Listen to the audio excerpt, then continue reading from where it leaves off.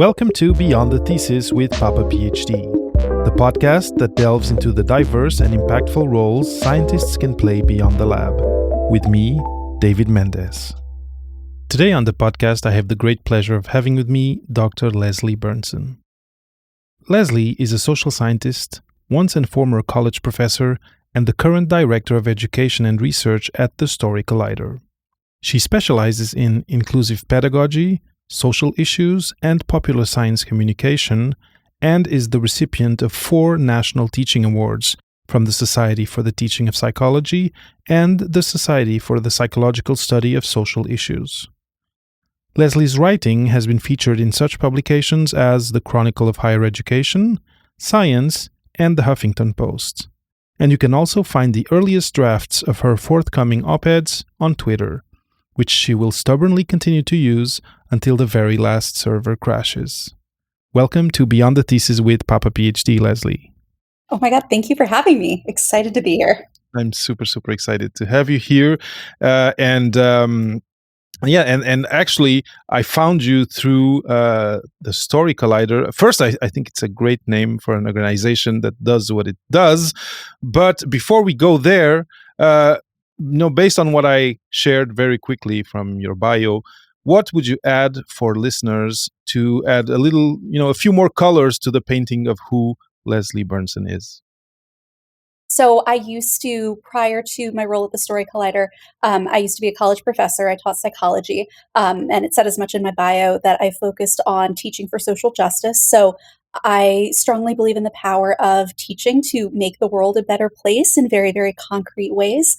And that's something no matter what kind of job I have and no matter what my official job title is helping people realize how they can use science, particularly social science, to improve their own lives, to make the world a better place, to help other people, is what I'm all about. Mm-hmm. And how did you actually gravitate towards taking your interest all the way to doing research about it? Because you can have those interests and just follow these interests in a less involved way. What was your journey towards science, towards research based on those interests? Yeah, so I will be the first to admit that I have, I think, fallen face first into every aspect of my academic career, and it just keeps happening to me. And I'm like, okay, I suppose this is happening now. So I can take you way back. So when I was in college, I knew what I wanted to do, as most people do at 18 years old. You're like, I know what I want to do with my life. Of course, at 18, of course. So at 18 years old, I wanted to be a psychiatrist, and specifically working for Doctors Without Borders. Wanted to go and provide mental health care to people around the world who, in zones of active conflict and crisis, need it the most. So I was going to be a psychology and pre-med double major.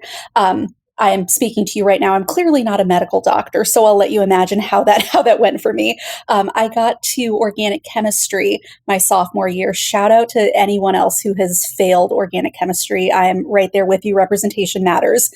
I, for the life of me, could not. Did you take organic chemistry at any point in your life? Yes, and it was an ordeal. Okay, you have to, I didn't know this about myself, but you have to rotate, you have to mentally rotate the molecules. I don't even know what they're called, but you have to mentally rotate shapes in space. And I physically could not do it. I tried harder at that than I've tried at anything in my life. Could not manage.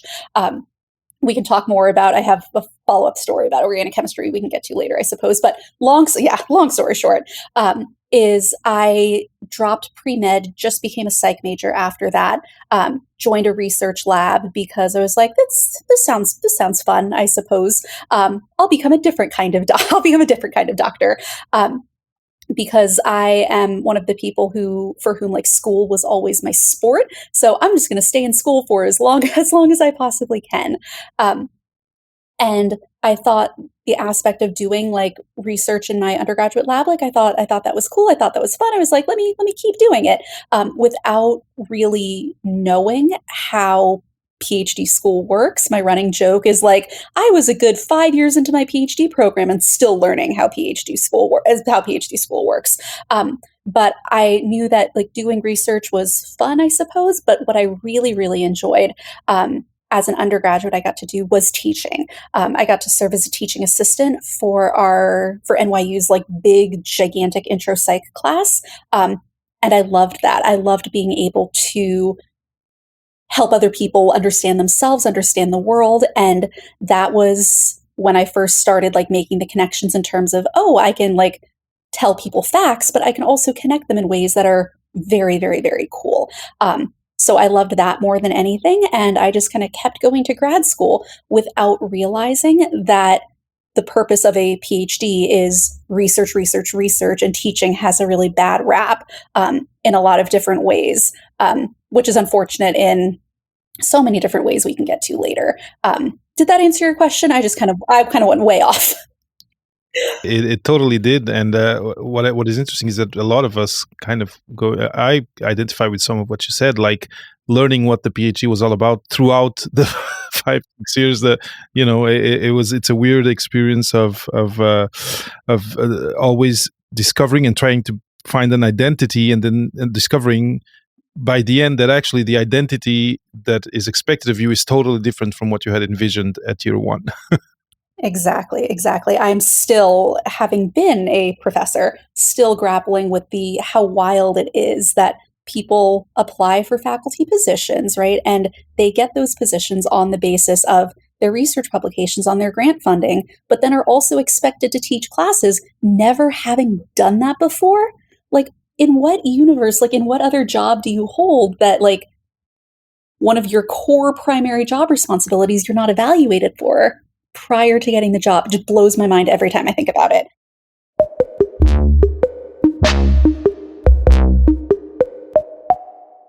Now, you talked about this desire of helping people understand things. As a psychologist, I imagine understanding themselves. But here you are now working with Story Collider, where it's all about making people understand science or making people communicate science efficiently. And I'm really summing it up too quickly. Can you tell us a little bit about Story Collider, what it is, and how you landed there? Absolutely happy to. So, the Story Collider is a nonprofit organization where the goal is to kind of highlight the human side of science through the art of personal storytelling. So, if you think about, and I mean, we're talking about this as much, like think about the training you get in graduate school, right? If you are in a science-based PhD, more often than not, like there are programs out there that are doing the Lord's work, good for them. But more often than not, it's so focused on research, so focused on grant funding. There might be the stigma not only against teaching, but also public scholarship, stigma against science communication, that if other people, it's so wild to me, this idea that if other people can understand your science, then it's not good science. Like the opposite has to be true. I mean, come on. So the idea is that by not just communicating our science accessibly, because that's one part of it for sure, but also just kind of, for lack of a better phrase, just kind of like pulling the curtain back and showing like who the people are who do science, right? What does science look like as a process rather than just a series of facts? How did we get to where we are in our careers? What are those pivotal moments that we've had that we realized, oh, I am in fact a scientist, or anything like that. So it's for scientists for sure, but also for anybody, because one of the, I think, most important points is that science can impact our lives in so many different ways, right? If anyone has any kind of health condition, that is science impacting your life, right? So it's not just the case that science is just for scientists. Science is for all of us and impacts our lives in so many different ways. And it's just about giving people the opportunity to talk about that and express that in a manner that maybe they haven't been trained to communicate before. One of the terms you used in your description of it was through personal stories. And that really gets me curious because, again, once you come out of that environment, when you're talking about your science, things should be very cold, detached, a lot of lists of data, et cetera, et cetera. And here you are telling me in a personal way, telling personal stories. Yeah. So the way the programming works and how most people know us is we have a weekly podcast that features two of these stories. I believe new episodes drop every Friday. Um, and basically they are, if anybody is familiar with like The Moth or This American Life, it's very much in that kind of style. So where those stories come from are live storytelling shows that we'll host around the country. I use a lot of different like kitschy phrases to explain this, and one of them is like stand-up comedy but for science, where people get up on stage. Their stories can be funny, they don't have to be, but it's the vibe of kind of like a stand-up comedy show where they get their chance to tell their story, whatever it was. Reason I needed to set that up is because I want to give some examples of some of the stories like I've produced, right? So you can get an idea of what it means to tell a story about science. So um, one of my favorite parts of doing this is actually getting to work with my friends to get them to do this. So a couple of friend stories I've produced. One of them, her name is Jacqueline. She is a feminist social psychologist and an eating disorder researcher who has been very vocal, and this is what her story was about recovering from anorexia while conducting research on anorexia. And she takes us through the journey of what it meant to be doing research on the thing that you're actually personally experiencing. And to use my expression, just kind of like pulling back the curtain, because I taught classes on mental health as a psychology professor, and it's one of those things that like you can throw statistics at people. You can say this percentage of people in the United States have an eating disorder every year or diagnosed every year. You can list the symptoms, right? But that doesn't hold a candle to actually hearing what it's like from another person. That gives just a whole nother level, not just of understanding the concept, but just of empathy for the people around you. So one of the stories sounded like that. Another story was one from one of my friends, Nina. If she's listening, hi Nina, you're also the best. So Nina is a public health focused psychologist that she studies harm reduction. So how can we protect people who use drugs, right, and make sure that they are kept safe above all else. And her story was about how she got into that line of work, specifically thinking about the idea. So let me back up. So harm reduction is the idea that, for example, let's say there are people who use drugs who use needles to inject their drugs, right? A harm reduction technique might be needle exchange facilities, right? To make sure that people, if they are going to be using drugs, are using clean needles, that they're doing things safely, right? Not putting themselves in harm's way in that respect, right? So the way her story goes is that she had some attitudes about harm reduction that she just had kind of like soaked up through society, more or less, thinking like, why are we doing? And a lot of people hold these ideas like, why are we doing this? Isn't this enabling people? Like, what's wrong with this? Right. And then she started volunteering in Los Angeles at an organization called Homeless Healthcare LA, where she was one of the harm reduction people, you like cleaning the needles and helping people like on the ground. And it changed her attitude about this, and it put her on a career path where she wrote her entire dissertation on harm reduction techniques, on attitudes that people have towards this. And the whole arc of her story and why it was so meaningful is that she lost her brother to an overdose a couple years prior to starting graduate school. And it gave a little bit of extra meaning of why that work is so important to her and why it matters so much to talk about these things. So it was her dissertation, of course, but there's more to it, right? So showing again, like the human side of the data that we analyze and the conclusions that we reach. There's more to it than just the numbers. It's amazing, and it's totally foreign to me, because something similar that's and I actually was hosting one of such event not so long ago. There's these the 3-minute thesis events are akin to what you're talking about, but what you're talking about first must be a longer format, I imagine, uh, and it's much more personal, and it's so foreign to any experience of science communication that I've had or that I've seen. I wonder whether, given that these are your friends, whether you can share anything about what they learned through the process. So what did they take home going through this process of building this narrative from a point of view which is, for me at least, super unusual in science or in research. Yeah. So, I mean, you're absolutely right. It is a very new thing for a lot of people. And I like to think of it as you can get multiple different things out of it. You can get in terms of like professional skill development, just like talking about your science and your research in a new way, right? And one of the things that I would do with the stories I produce for Story Collider, but also just like helping students with like their dissertation defenses and all sorts of things, right? Is there seems to be this very specific way that people are trained to talk about their science, to write about their science. And you hear it and it's like, I know you do not talk like that. That is not how normal people talk. That is not how you sound. Just be real and talk to me for just a second about what you've done. And then it's like the switch flips and they're just talking to you and having a conversation. And I'm like, yes, do that. That's how people will understand and appreciate what it is you're doing, right? So it's getting people out of that mindset that they've been kind of indoctrinated with, for lack of a better word, right? So part of it is getting people just to talk like normal, like normal human people about the work that they about the work they do. Sorry, about the work they do on the like the professional development, like skill development side of things, but also on a more personal level. This is something new for a lot of people, right? So in Nina's case, my friend, who's the harm reduction researcher, she said as much during the story, like on stage, she was like, "Oh, I'm sorry. Like, this is the first time I've ever said this to anyone," and like connected those dots for people.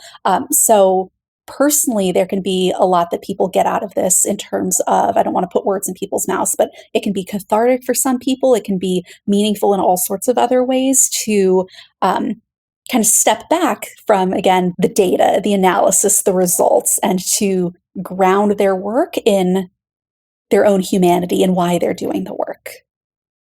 Sense to me. Actually, this was kind of an instinct or a feeling I got when I saw when I went on the website and I saw what you did. I thought this must have repercussions in all aspects of a young researcher's life, be it personal, like you said, this kind of reflecting upon what you did and maybe changing the way you think about it or the way you value what you did, but also in breaking this barrier of, oh, I can speak about this in a way that's personal, in the way that's natural, and I don't have to conform to these rules and to these formats that I am asked to talk, let's say, at a conference. And maybe even it'll change that. Maybe conferences will allow more and more relaxed and more narrative type presentation too. Who knows?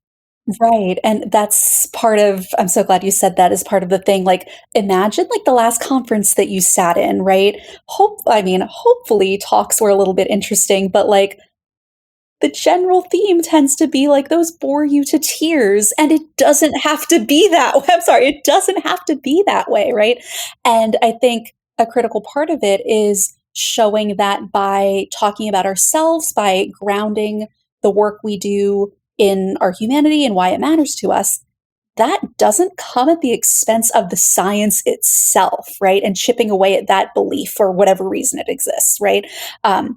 Because there's this idea that scientists need to be quote unquote objective, right? And only focus on the facts. And that if we like let our feelings impact our work, and I can't with that because everybody has feelings, everybody has values, and it's the people who squawk and squawk and squawk about being objective that do the greatest disservice to, I would say, science as a whole, right? Because everybody has beliefs and values that inform the work that they do, right? And it's talking about that matters the most, I would say.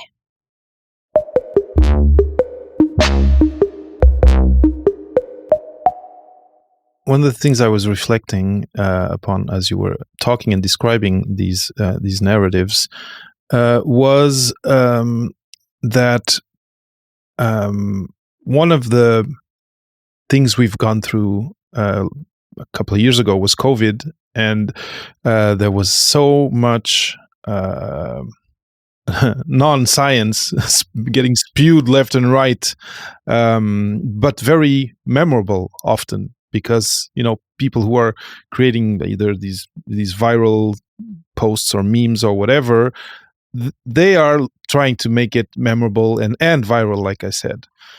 And I feel that one of the ways to get real scientific information out there to stick to people's brains is to make it memorable. Viral, maybe not, but at least memorable.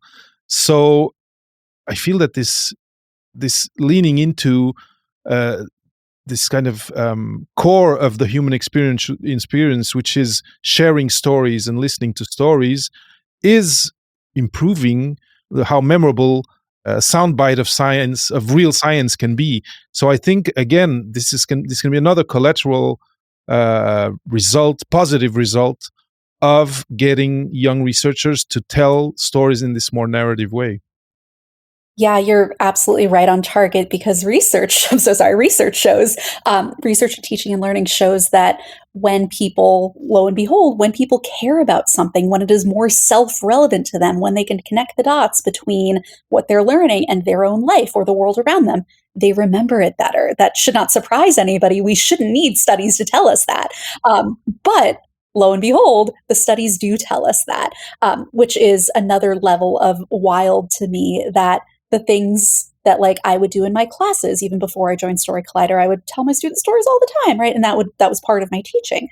That these kinds of things that people can do, connecting their courses to the real world, telling stories, all of these things that certain groups of people may have negative attitudes towards, like the research, the objective science isn't even on their side to have those negative opinions about those things. You see what I mean? Wild to me in all sorts of ways, all of which is to say that there is genuinely benefit to doing these things for the people that you mentor, for the people that you teach, for really anyone who might be listening.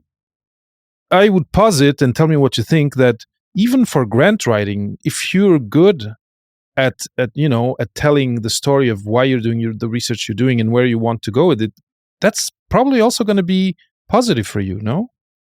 Oh, absolutely. In writing not only grants, but research papers, but structuring your conference talks, structuring your lectures, like narrative structure does a world of good for so many different things, right? I don't know that I have anything else to add other than yes, you're correct. Yes, absolutely. I just wanted to add this last thing to this gamut of positive repercussions that working on storytelling for science can have for you as a young researcher and as a seasoned researcher too, I'm sure.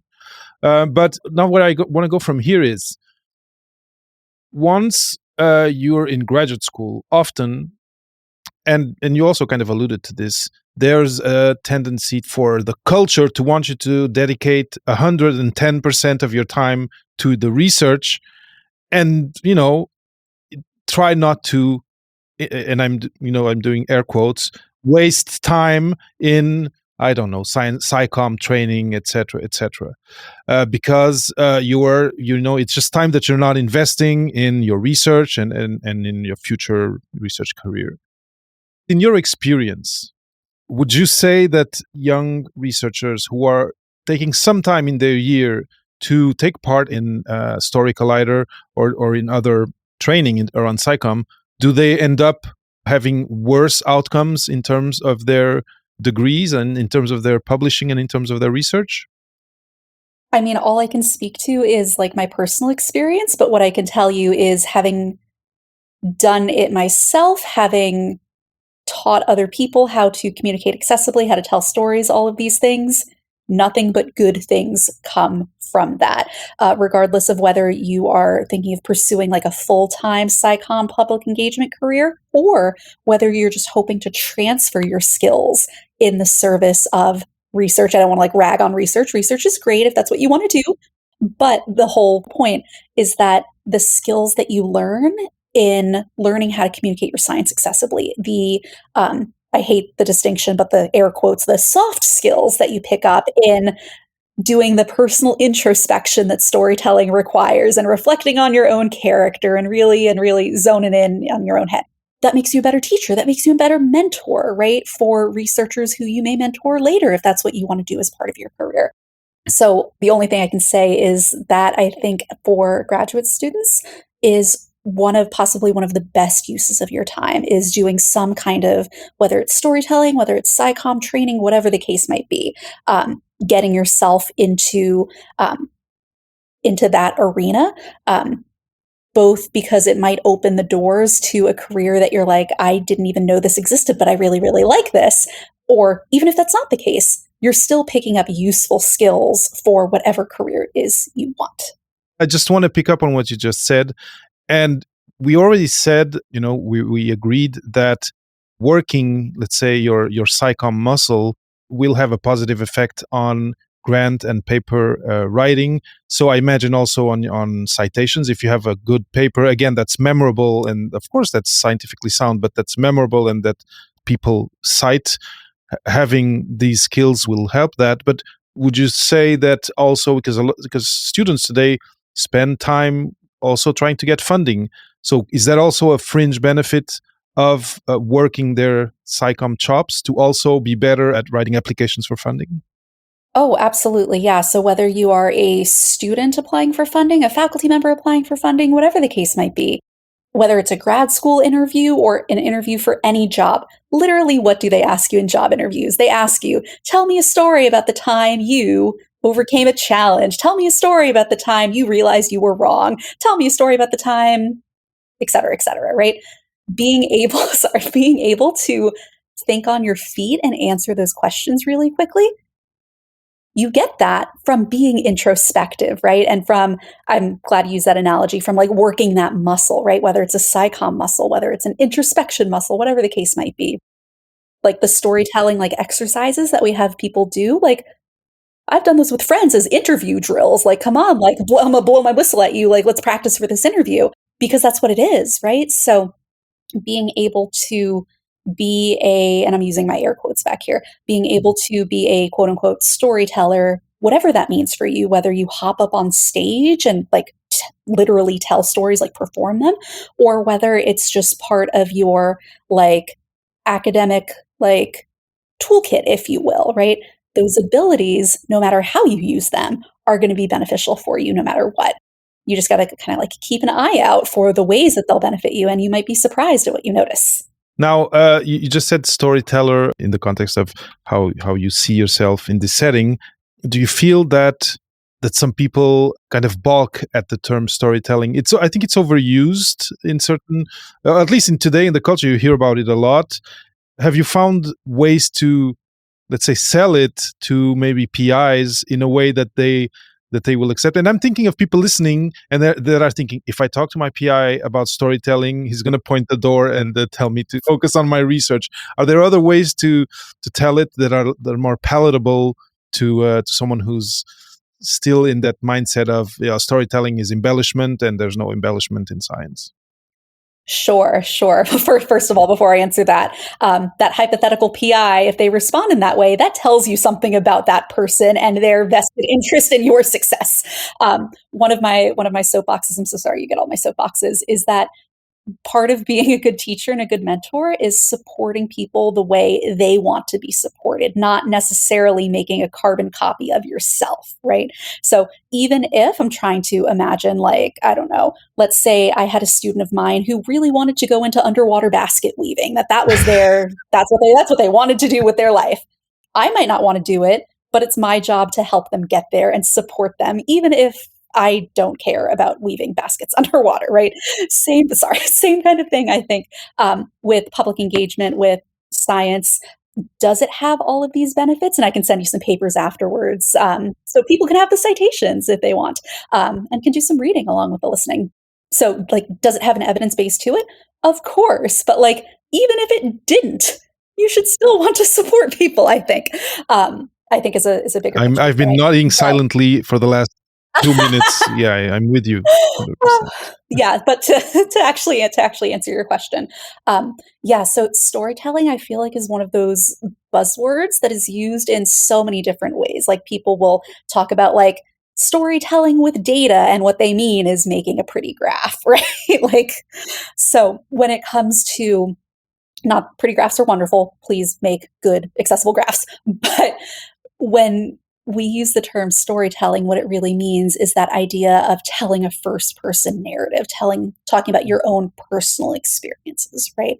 And part of, I think, where storytelling can get more of kind of like that bad rap that you kind of mentioned is when people use it interchangeably with the idea of just like fudging your data for the sake of like a good quote unquote story to tell, right?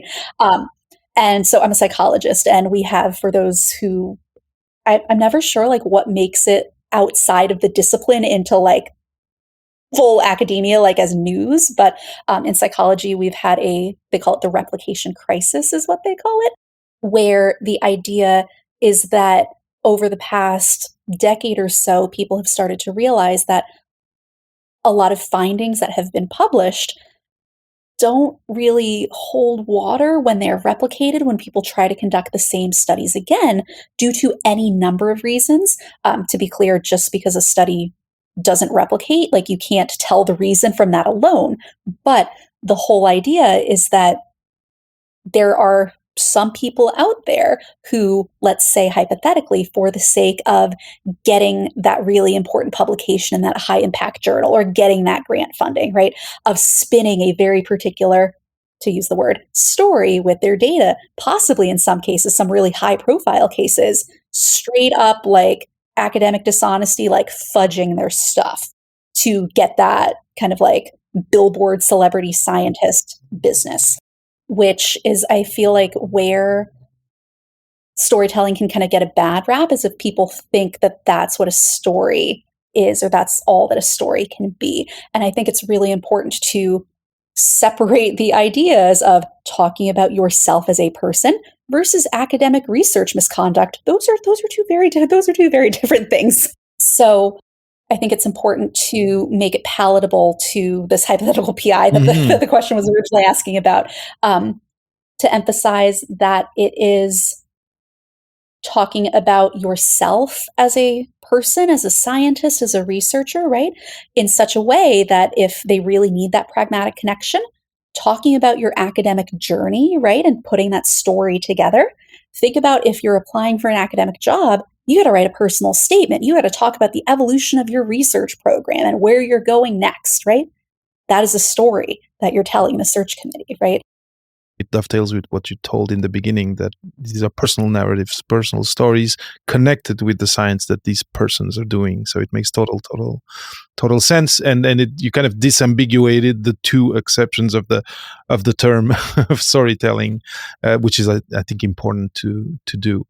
Now, one thing, and it relates to this, that you mentioned a few minutes ago, was actually two terms that I hung on to, which was the importance of introspection and working on your character. And this, again, you surprised me with that term, because we kind of are again in the realm of, we are writing a story with a character, with maybe a main character, secondary characters, etc. Um, can you dive a little bit deeper into, in the context of what Story Collider does and in the context of your experience, what does working on your character mean when we're talking about researchers, their research, and the story of their research? Yeah. So I'm going to back up for just a second, and this might have been on me for not saying this more broadly earlier, but stories can focus on the story of your research, absolutely. And I realize the two examples I gave just happen to fit into that framework. But stories can be broader, right? They don't necessarily have to be about the impact, like your career journey and your research, right? They can also be about really small single moments that made a difference, right? So this is not one that I produced personally, but this is one that we'll use as a teaching tool. There is a story about a woman who is in the lab late at night, and she obviously lived to tell the story, but she accidentally injected herself with diphtheria toxin. Oh, Um, oh, yes. And she's fine. She lived to tell the tale. But she takes us through in her 10-minute story the journey, if you will, of that night of realizing, oh, I am the only person in this lab. I have just injected myself with something that could kill nearly anybody. What do I do? Who do I call? Do I cut my finger off? What do I do? Right. Um, So I guess she's fine.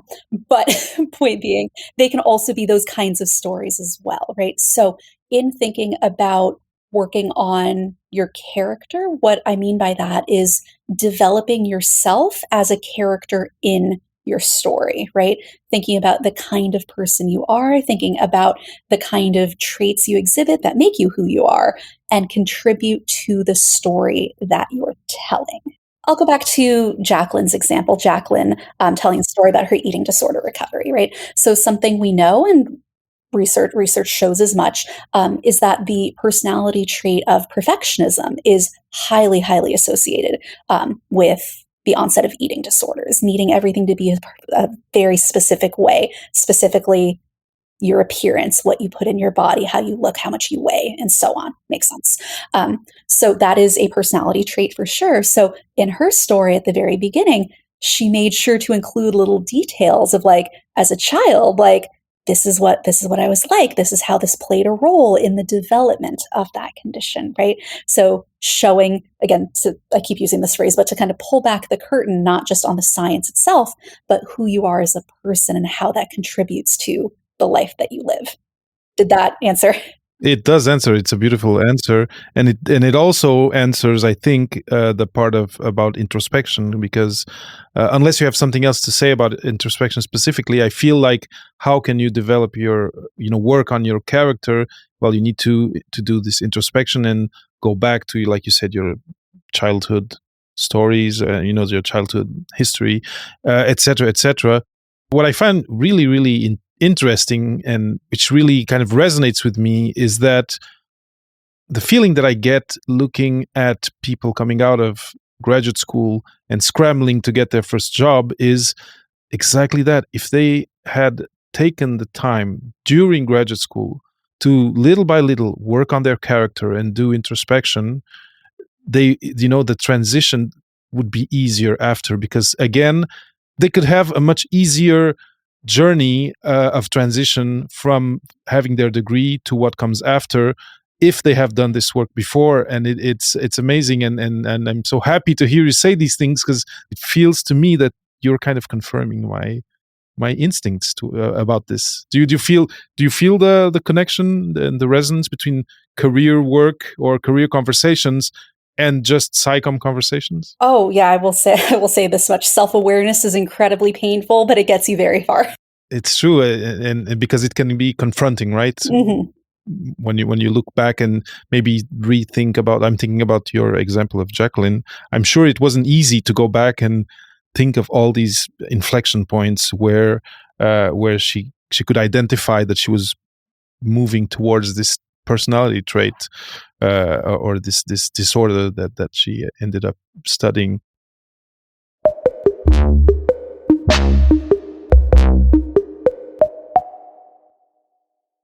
So Leslie, this has been great. You've said only things that had me nodding and smiling here silently behind my mic, because they really resonate with what I believe is important for young researchers today, and with ideas and principles that are going to help them in their future careers once they leave graduate school. So I'm super thankful for all that you've shared.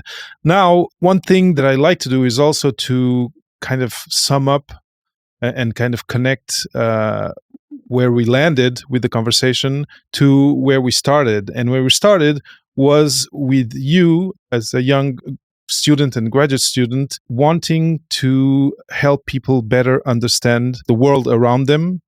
And it feels to me like you became a professor, and after that, which is already an arduous path, you felt that there was another place for you professionally, and it feels like you ended up landing yourself in a spot where you're doing exactly that. You're helping knowledge getting to people in ways that they can actually digest, and also your organization helps young researchers develop these skills of communication. So it feels to me that somehow you are fulfilling that need that you had as a young student, and I think it makes total sense. And just hearing you talk about it, I feel the passion you have for it, and it's very inspiring. This was a realization that I had that was life-changing when I had it, and I think is important whenever I'm given any kind of platform, to be able to say, because in graduate school, very often we are kind of, again, for lack of a better word, indoctrinated that academia, like, is the way, is the path, is our identity. A lot of it is tied up in, "I am a graduate student. I am going to be a faculty member," in ways that, if you think about it for, like, more than 2 seconds, are more than a little concerning now that I've stepped back and I'm like, "Ooh." That being said, research is all well and good, but the things that made me the most happy were teaching and advocacy work, and those 2 things tied together, right? And so, I mean, I was not immune from this. I was a teacher. I was a professor. Like, that is who I was as a person.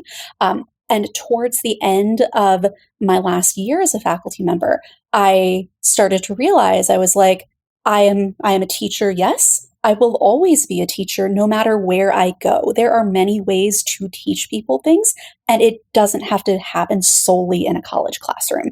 That was life-changing for me when I connected those dots. So just in case that's helpful for anyone else to hear, whether you enjoy research, teaching, SciComm, outreach, advocacy, whatever, there are so many ways to achieve those goals, not just a single way. It's true, and I'm very thankful that you share this, because even if I did an episode per day weekly and I said it, there's never a time where it's enough times that we've said it. I think this is a message that needs to be out there more and more, because it's still needed, and people need to be able to be at peace and to not feel that they failed at life if they finish their degree, their graduate degree, and leave academia. And a lot of people still do, and people even hide that they have a PhD to get hired. So I think it's tragic, and I think it is really, really important, a really important message to share. So thank you for that. Now, Story Collider, it's not a local thing. And I imagine people who have been listening to the conversation are curious about it and maybe would like to participate in something that looks like that, or that is that. Is it possible to bring Story Collider to your university, to your graduate school? Absolutely. Thank you so much for asking. So we do take our show on the road. So if this is something, like, if we sold you on this and you're like, yeah, I want to do my little stand-up comedy science routine. So we will do workshops very often at university campuses. If that is something that you're like, wait, I want to try and make happen. I want to plot behind the scenes. I love some good plotting. I would love to hear from people, because in my head, in my heart of hearts, it's not just about, like, going and just, like, doing a workshop, but it's more of, like, planting the seeds, again, in my heart of hearts, for institutional change, to get our institutions to value public scholarship, to value science communication, right? And maybe even have a little bit of fun doing it. So I'm working on developing, like, story fellows programs, that we can bring to universities, where it's like, for a semester, let's say, that you participate in a workshop that we come and host, and then we'll give you coaching to complete your story, right? And then you end the semester and you tell your story on stage. It's a whole big thing. You can put it on your CV. We love CV lines as academics, do we not? So if that's something that you want to, like, plot behind the scenes to, like, get your university to sponsor, I'd love to hear from you, because I mean, we both think, and hopefully we've sold you on it, that these are important skills to have that can benefit you no matter what kind of career you're hoping to have. So would love to hear from people. Our website, storycollider.org/education. And then I'm sure my contact info will be in the show notes at the end. It will be. It will be. Can people find you on LinkedIn, or is the easiest way to go to the website and look for you in the contacts? Technically, I am on LinkedIn. I suppose you could send me a message. Also on Twitter, you can reach me there. And also my personal website has a contact form. You can reach me there as well. Carrier pigeons. I'll also accept carrier pigeons. Lots of ways to get in touch with me. Maybe we'll put in the show notes.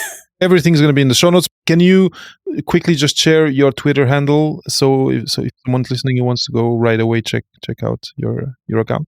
Yeah, so me personally, I am Leslie _Bern, LESLIE_BERN. And then our organizational account is @Story Collider. Perfect. Leslie, this has been a huge pleasure. I'm happy. I'm smiling. I don't know if you're seeing here, but because this is, I had a feeling that there was, overlap between your mission and the mission of Story Collider, and things that I believe strongly that every young researcher should do. And it just comforted, and everything you said was really kind of confirming these thoughts that I've developed after 5 years of podcasts. And it's been such a pleasure. You've been a great guest, and you were so generous in sharing all these stories. So I just want to thank you so much for having been here today. Yeah, thank you for having me. This is fun. Thank you for listening to this new episode of Beyond the Thesis with Papa PhD with me, David Mendes, and this week's guest, Leslie Berntsen. If you have a story to share about your experience with science communication, or if you know someone who would have a great story to share, just pitch your idea or your guest to ideas@papaphd.com and use the subject storytelling. And remember, future you needs great colleagues, so don't hesitate to share this episode with your friends. From one PhD to another, this is David Mendes on Beyond the Thesis with Papa PhD.